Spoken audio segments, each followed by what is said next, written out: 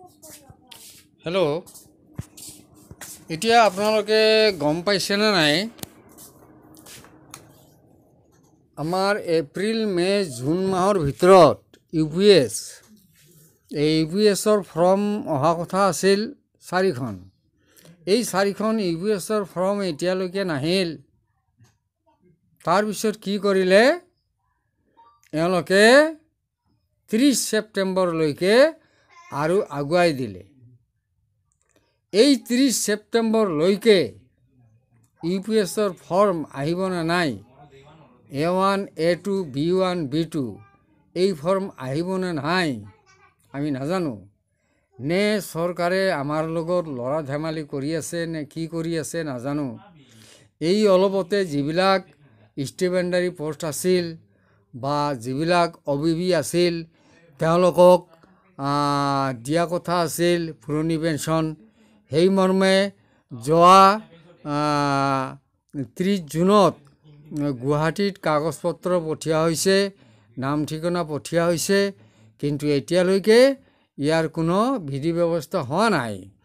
আৰু এই 3 মাহৰ ভিতৰত যে ইয়াৰ কিবা বিকল্প আহিব হেইটো মই বিশ্বাস কৰিবলৈ বহুত টান পাইছো এইজন July August September October July August September October এই 3 মাহৰ ভিতৰত আপুনি ইউটিউবত কথাটো কলেতো নহব ইউটিউবত কথা কলে হ'ব নেকি সেই অৰ্ডাৰখন অফিচত আহিব লাগিব অফিচৰ অৰ্ডাৰ আহিব লাগিব আৰু অফিচত এতিয়া দিব লাগিব সেই ফৰ্ম যে আপুনি অপিএছ ল'ব নে ইউপিএছ ল'ব নে এনপিএছ ল'ব আপুনি কোনটো ল'ব বাছনি কৰিব দিব লাগিব 3 মাহৰ ভিতৰত 30 সেপ্টেম্বৰ লৈকে বাছনিৰ সময়সীমা বান্ধ দিছে আপুনি ইউপিএছ নিব না এনপিএছ ল'ব কিন্তু ফৰ্মখন আহিব লাগিলে নাই সেই ফৰ্মখনটো আহিব লাগিব সেই ফৰ্মখন নোহালৈকে আমি ক'ত ফৰ্ম ফিলআপ কৰিম আমি ক'ত ফৰ্ম ফিলআপ কৰিম যে আমি ইউপিএছ ল'ম ইউপিএছ দিয়ক আমাক একো নপোৱাত কৰিয়ে ইউপিএছ দিয়ক 2013 চনৰ শিক্ষকখিনিৰ কি হ'ব 2013 চনৰ শিক্ষকখিনি 10 বছৰ পূৰ্ণ হোৱা নাই ইউপিএছত 10 বছৰ পূৰ্ণ হ'লেহে ইউপিএছ দিব কিন্তু তেওঁলোকৰ কি হ'ব তেওঁলোকৰ কিবা বিধি ব্যৱস্থা কৰিব লাগিব না নাই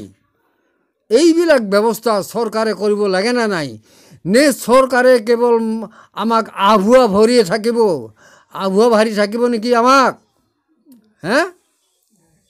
কি হল ইমান দিন লাগে নেকি সৰকাৰি চাকৰি কৰাৰ পিছত পুৰণি পেঞ্চন কিয় নহয় কি কাৰণ নহয় সৰকাৰি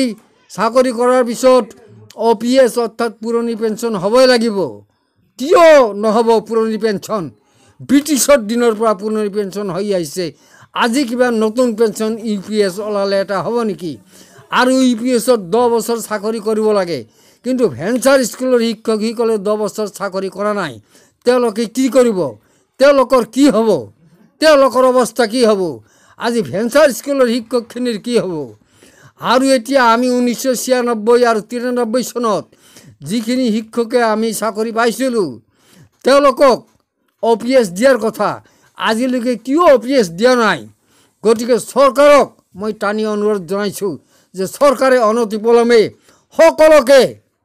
ভেঞ্চাৰ স্কুল বা 1996-93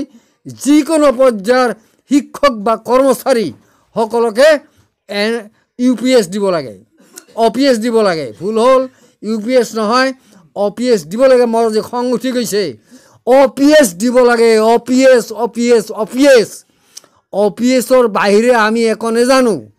কিয় এই বৃদ্ধ কালত ওপিএছ নহলে এই মানুহজন কেনেকৈ চলিব ঔষধ কেনে কি কিনিব মোৰ আজি ঔষধ কিনাৰ পইচা নোহোৱা হৈছে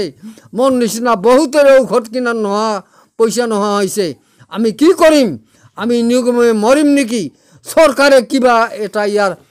ব্যৱস্থা সোনকালে কৰক এই তাকেই অনুৰোধ জনাইছো মই হাজাৰে অনুৰোধ জনাইছো